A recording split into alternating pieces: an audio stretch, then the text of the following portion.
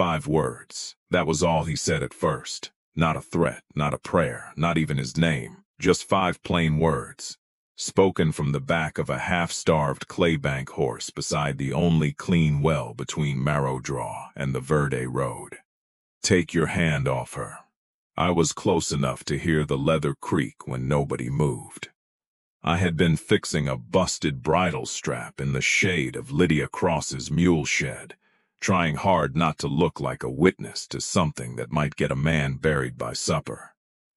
Lydia stood with her back to the stone curb of the blue glass well, 26 years old, dust on her skirt, her dead father's shotgun leaning against the pumphouse wall, just out of reach.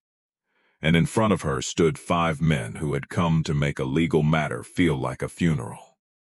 Sheriff Orrin Pike sat his horse with one boot turned out lazy in the stirrup, wearing a badge that had long ago stopped meaning what badges are supposed to mean.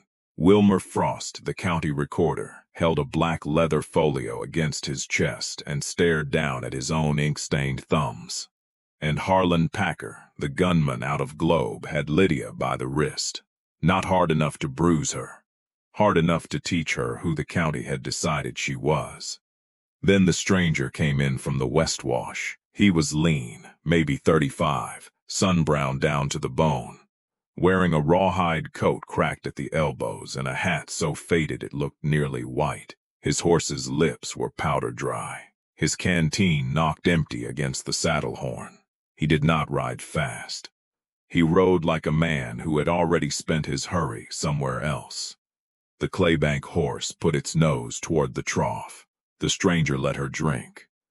Then he looked at Packer's hand around Lydia's wrist and said it again.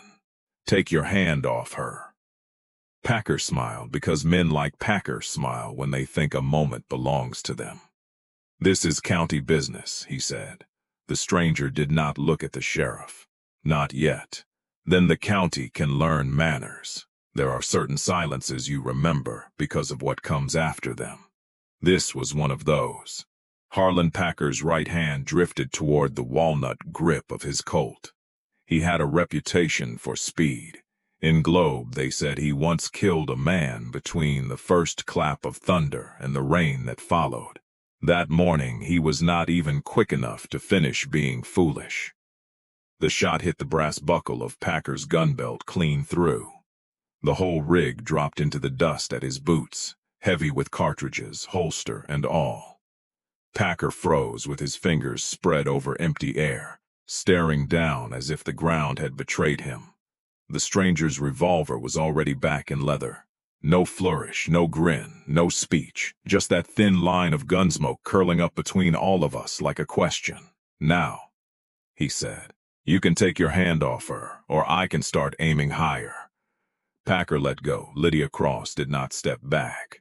That was the first thing I noticed about her. Most folks would have moved away from danger the moment danger gave them room. Lydia did not. She rolled her wrist once, reached behind her, and took hold of her father's shotgun. Only then did the stranger look at Sheriff Pike. You wearing that badge today, he asked, or just renting it? Pike's face changed color. Wilmer Frost shut his eyes as if the sun had suddenly become too bright. The stranger turned his horse enough to face all 5 men. Leave the well, he said. Leave the yard. And if Mr. Calhoun wants another answer, tell him to come thirsty. They left. That was the worst choice Elias Calhoun ever allowed his men to make.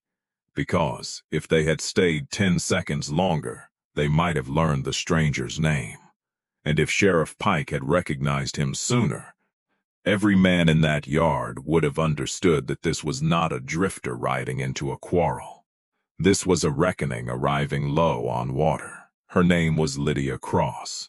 Her father, Abram Cross, had found the blue glass well 18 years before, after 3 bad seasons had emptied half the ranches in that part of Arizona territory.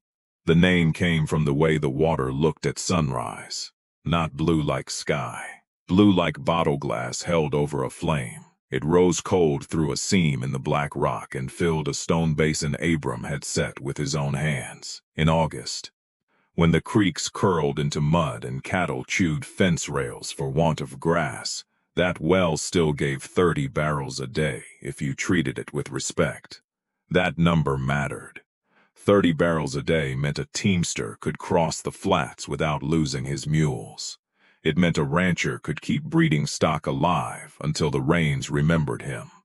It meant any road, rail spur, freight outfit, army detachment, or cattle drive within reach had to reckon with the Cross place. Abram Cross understood water the way some men understand money, and a few men understand war. He knew it was not just something you drank. It was leverage. And by the summer of 1887, leverage had become the most dangerous thing a lonely woman could inherit. Elias Calhoun ran Calhoun Water and Freight out of a whitewashed office in Prescott, though most of what he owned was written under different names and held by men who smiled when he told them to. The Atlantic and Pacific Line had survey flags east of the Verde Road, and a grading contract was expected before winter. A rail crew might burn through 200 gallons a day just in animals, boilers, wash barrels, and cook tents. A man who controlled water along that route could sell the same blessing over and over. Calhoun had already bought 3 wells and bullied 2 more families off their claims. One rancher found his pump rods bent like green sticks. Another received a county notice saying his filing had expired, though he had receipts proving otherwise. A third simply vanished from the valley and left his laundry drying on the line. Nobody said Calhoun had done it. Nobody had to. The county did a great deal of work for him, without ever putting his name on the labor. Sheriff Orrin Pike visited the right people at the wrong hour. Wilmer Frost handled land papers that came back different from the way they went in. Harlan Packer made sure disagreement stayed quiet. And Lydia Cross kept saying no. Abram had died in May under a wagon axle, pinned in a dry wash after a mule team spooked at a rattler. It took Lydia and 2 ranch hands until sundown to free him, but the weight had already done its work. By June, the offers started. By July, the offers stopped pretending to be offers. By August, 5 men rode into her yard with a folio, a sheriff, and a gunman. That was when Rowan Vale arrived needing water. He gave Lydia his name only after the riders had disappeared into the heat. Rowan Vale, he said, stepping down from the saddle and loosening the claybank cinch. Lydia kept the shotgun low, but not careless. You always shoot a man's belt off before breakfast, Mr. Vale. Only when breakfast is delayed. That was the first time I saw her almost smile. It did not last. She looked toward the road where Pike and Packer had gone. They'll come back. Yes, with more men, likely. You say that calmly. Rowan lifted the saddle from his horse and set it over the rail. Panic has never made more ammunition. That evening he stayed because Lydia let him stay. Not in the house. She was not foolish. She gave him space in the feed room beside the tack wall, with a cot, a lantern, and a tin basin. Before dark he walked the property without asking many questions. That told Lydia more about him than any speech would have. A braggart talks about what he will do. A dangerous man measures where he will have to do it. Rowan studied the wash west of the well, the pump house, the sagging fence near the arroyo, the mule shed, the rise behind the house, and the old lime kiln half buried beyond the mesquite. Lydia watched him from the porch. You expecting an army? No, he said. Just men who think like one badly. She came down with a lantern and showed him the things a stranger would miss. The wash looked open, but a horse dropped a shoe there every spring because flat stone sat under a skin of dust. The pump house had a back hatch no taller than a flour barrel. The lime kiln had a narrow mouth that looked useless, unless a person knew it opened into a dry storage chamber. The wind usually shifted after midnight and carried sound from the south road straight toward the well. Rowan listened. That mattered too. Men had been telling Lydia how little she understood for nearly 3 months. Rowan Vale let her explain her own land as if the land had been waiting for her to translate it. At the kitchen table, she brought out the first thing Abram Cross had left behind. Not money. Proof. It was hidden in a coffee tin beneath a loose stone in the hearth. There were filing receipts from the county office, duplicate sketches of water boundaries, letters from 2 neighboring ranchers describing threats, and 1 yellowed note from a railroad survey assistant, who had been to mark the cross well as commercially negotiable before Lydia had ever agreed to negotiate. Rowan turned those papers one by one, and the lamplight made his face older. "Your father knew," he said. "He suspected. He did more than suspect." Lydia folded her arms. "He told me paper was a poor fence, but sometimes it slowed a thief long enough for the neighbors to see him climbing." Rowan looked up. For a moment, something in him moved. Not softness exactly, recognition. Then he reached inside his coat and took out a flat oilskin packet, tied twice with cord. "What is that?" "My part of the fence." He opened it. Inside were statements, survey copies, freight invoices, and a list of payments running through a Phoenix bank to men whose names matched no honest work. There was a sworn note from a former Calhoun clerk who had fled to Yuma after seeing abandonment claims forged against living owners. And there was Rowan Vale's old credential card from the United States Marshal Service. Lydia looked from the card to his face. "You are a marshal?" Was 6 years. Then a mine camp called Red Slope changed what I thought a badge could fix. He told her only what was necessary. He had ridden under Deputy Marshal Aaron Bell out of New Mexico. He had tracked stage thieves, rustlers, payroll killers, and men who made widows faster than courts could make warrants. He had a reputation in places where reputations were not printed, only passed from one frightened mouth to another. Then Red Slope happened. A silver camp, a stolen strongbox, a Deputy Rowan trusted. 9 miners dead because someone sold the patrol route to the wrong men. Rowan found the traitor and brought him in alive, but the 9 stayed dead. That sort of arithmetic changes a man. It makes justice feel less like a victory and more like a debt you can never quite pay down. So he left formal service and rode the edges of cases no office had time to understand. For 4 months, he had been following Elias Calhoun's water claims from Prescott to Phoenix to the Verde Road. He had proof of the scheme, but not enough local proof to make a federal judge move quickly. Abram Cross's coffee tin changed that. Together, the papers showed bribed filings, fraudulent notices sent through the territorial mail, coerced water claims, and a county sheriff using his office as Calhoun's private fence line. Mail fraud, Rowan said. Land fraud, obstruction, bribery, maybe more. Lydia sat very still. "You came here because of him." "I came because a stage driver told me Calhoun was leaning on a woman with a well her father died protecting." "And you believed him?" "I believed the part about Calhoun. She studied him a long time." "What happens now?" Rowan tied the oilskin packet again. "We get these to Prescott. And until then," he looked toward the dark square of the window, where the windmill tail creaked once in the cooling air. "Until then, we keep the well." Nobody slept much.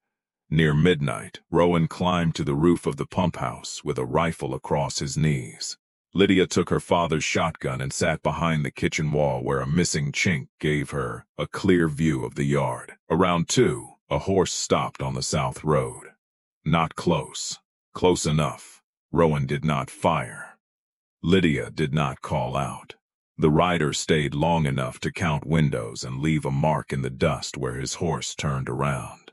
At dawn, Lydia made coffee strong enough to float nails. Rowan drank it without complaint, which told her he had been raised somewhere hard.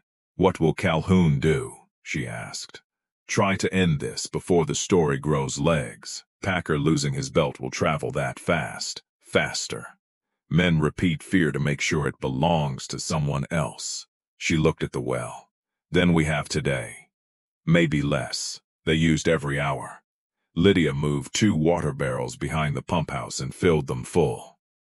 Rowan pulled old wagon hubs into the west wash, where a horseman would not see them until too late.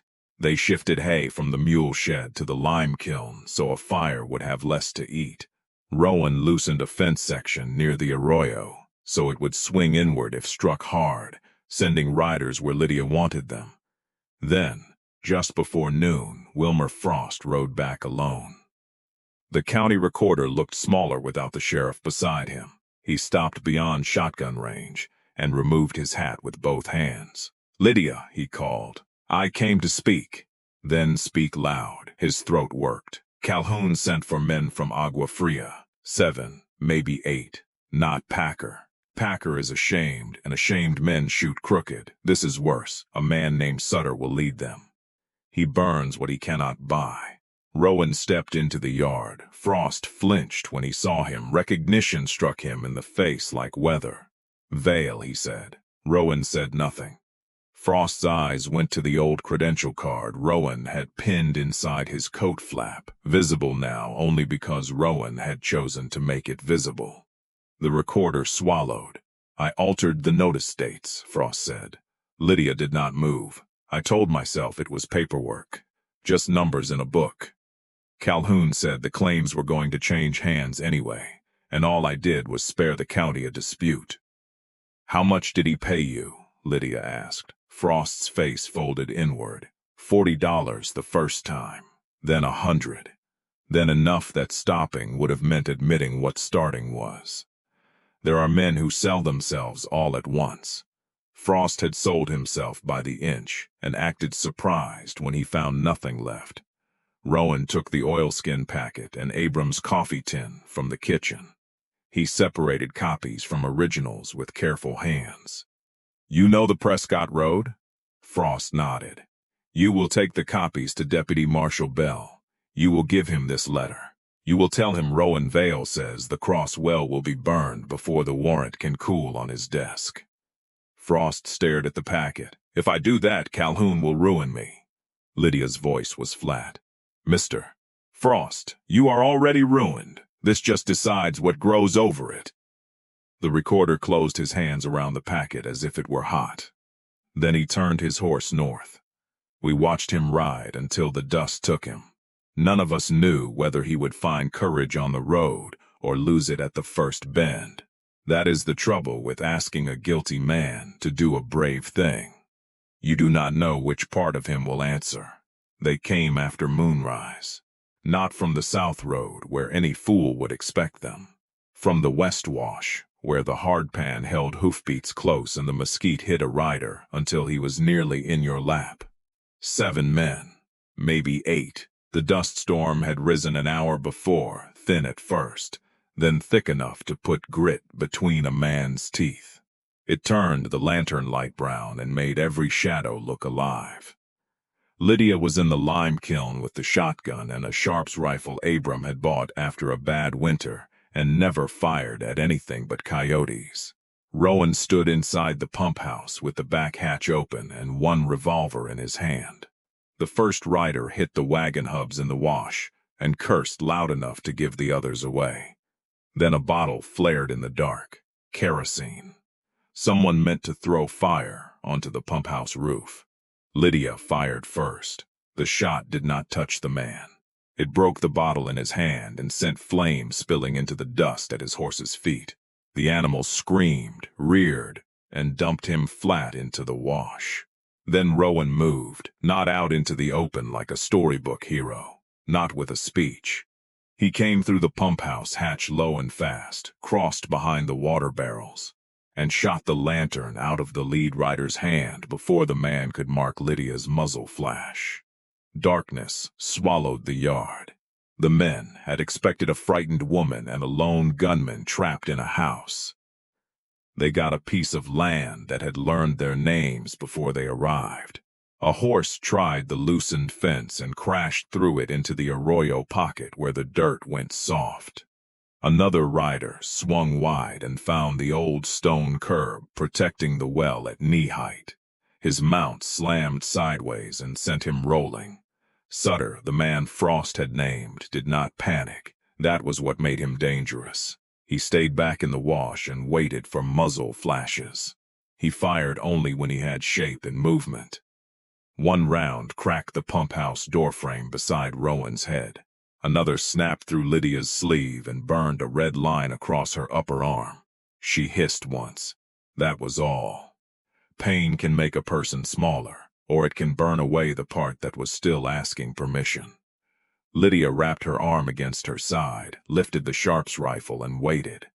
Sutter called into the storm. "Vale, you cannot hold dirt forever."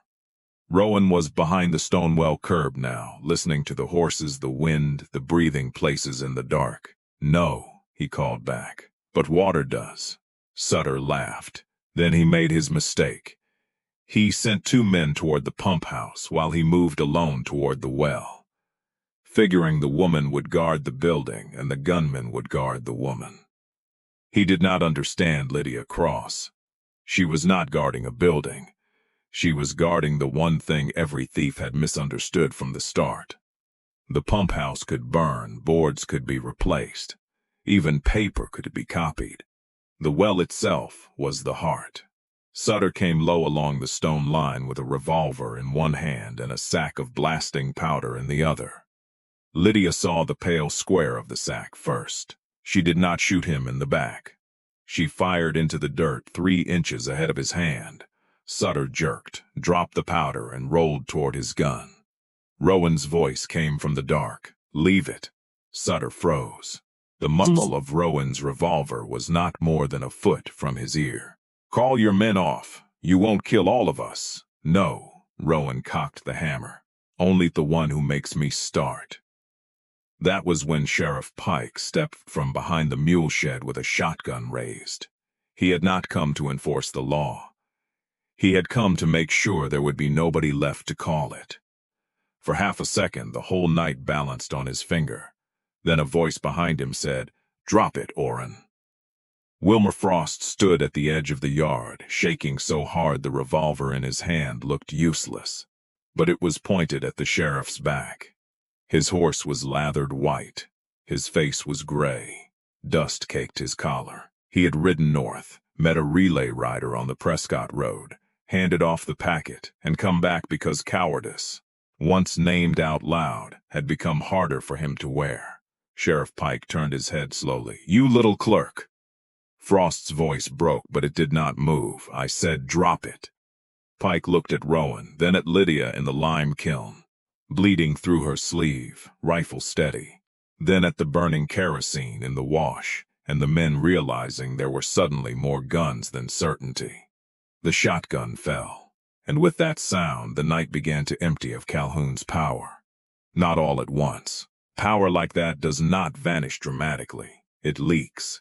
It looks around for someone still willing to believe in it. It checks faces. It searches for fear and finds arithmetic instead. 7 hired men, 1 captured leader, 1 disarmed sheriff, 1 woman who knew every foot of her own ground, 1 former marshal who had run out of patience years ago, and 1 clerk who had finally run out of excuses.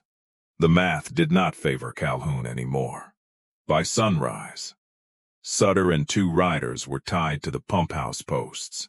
The others had fled into the wash on foot, leaving horses, hats, and 1 expensive saddle Calhoun later tried to reclaim through an attorney and failed. Lydia's arm had stopped bleeding by then. Rowan cleaned the wound with well water and whiskey. She told him the whiskey was a waste. He told her infection was less polite than gunfire. She let him tie the bandage. The deputy marshals arrived 2 mornings later. Aaron Bell rode in front, older than Rowan had described him, with a beard gone iron gray and eyes that seemed to measure a lie before a man spoke it. Wilmer Frost had not lost his courage on the second ride. He had given the packet to Bell. He had signed his own confession. He had named the altered notices, the false filings, the payments, and the night Calhoun ordered the cross well burned.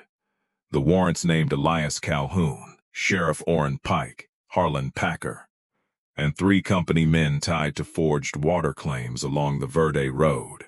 Calhoun was arrested in Prescott inside his whitewashed office. He demanded to know whether the judge understood who he was. Bell told him the judge understood precisely, which was why the warrant had been signed before breakfast. Pike was stripped of his badge in front of the same jail door, where he had once made other men remove their hats. He did not resist. He looked relieved in a way that made me think, some men do know they are drowning, long before anyone pulls them from the water.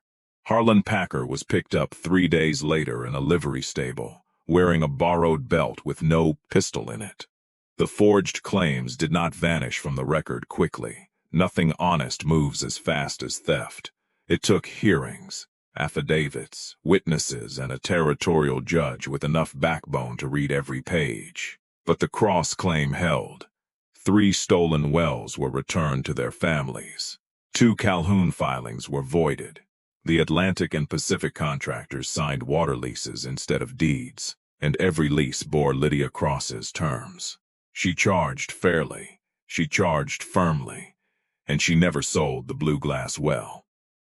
Rowan Vale stayed 12 days after the marshals arrived, long enough to rebuild the pump house door, long enough to mend the fence by the arroyo, long enough to make sure the county's new sheriff understood that a badge was not a decoration. He and Lydia spoke mostly in the mornings, about weather, about horses, about whether a man can put down a debt to the dead just because the living have stopped asking him to carry it. On the 13th morning, he saddled the claybank horse. Lydia came out with a tin cup of coffee and a folded bandage still tied around her arm. "You could stay," she said. She did not say it softly. That was not Lydia's way. She said it the way she had said no to Calhoun. Clear enough to stand by, light enough not to trap him. Rowan tightened the cinch. "You have the well. I had the well before you came. Yes, and I nearly lost it." He looked at her then. "You kept it before I understood what it was."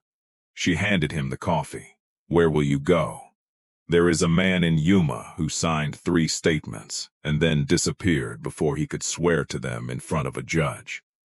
"Another debt?" Rowan drank the coffee. "Maybe the same one." The claybank stamped once, eager for the road and better fed than when she had arrived. Lydia reached into her apron pocket and held out Abram Cross's old brass well key, the one used to lock the pump house in dry months. Rowan did not take it. "That belongs here." "I know." She closed her fingers around it. "I just wanted to see whether you knew." That was the second time I saw her almost smile. This time it stayed a little longer. Rowan touched the brim of his hat and rode west through the wash, past the wagon hubs, past the mesquite, past the place where 5 words had changed the shape of the county. Lydia watched until the horse became a small moving mark against the morning glare. Then she went back to the well. Because wells do not keep themselves. Lydia Cross held the blue glass well for the next 39 years. When the rail spur finally moved through, the water became more valuable than Calhoun had ever dared admit in writing. Lydia leased it by barrel, by team, by season, and by contract, never once by surrender. By 1894, the Cross place had a schoolroom built from freight money and paid for in cash. By 1898, there was a 2-bed infirmary beside the road, because Lydia had watched too many men die between settlements for want of shade, water, and somebody who knew how to boil bandages. She never married. That is not the important part, though people who tell stories badly often make it one. The important part is that she never let the well become a throne. Travelers drank. Neighbors hauled in drought. Rail crews paid. Children learned their letters within sight of the windmill. Every August, on the morning the stranger had first ridden in with an empty canteen, Lydia set a full one on the gatepost before sunrise, not as a shrine, as a reminder. Because what stays with me after all these years is not the shot that dropped Packer's gun belt. That was fine shooting, yes, clean as a needle through cloth, but I have seen good shooting wasted on bad causes. What stays with me is Wilmer Frost riding back into that yard with fear still all over him and choosing for once not to let fear hold the reins. That is the part worth remembering. Evil does not always arrive waving a pistol. Sometimes it sits at a desk and changes a date. Sometimes it wears a badge and calls silence procedure. Sometimes it tells itself $40 is not enough money to become a bad man. And then $100 proves the lie. A well has a bottom, so does a person. And if he keeps lowering the bucket 1 inch at a time, one morning he may hear it strike dry stone and realize there is nothing left in him worth drawing. But sometimes, not often enough, he stops. Sometimes a woman refuses to sell what everyone has already priced. Sometimes a dry horse carries the right man to the right yard. Sometimes 5 words are enough to show a whole county where the theft began.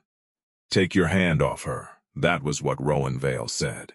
But what came after those words was bigger than one woman, one well, or one gunman with his belt in the dust. A dry man asked for water, a cornered woman protected it, and between them, a county remembered what a well was for.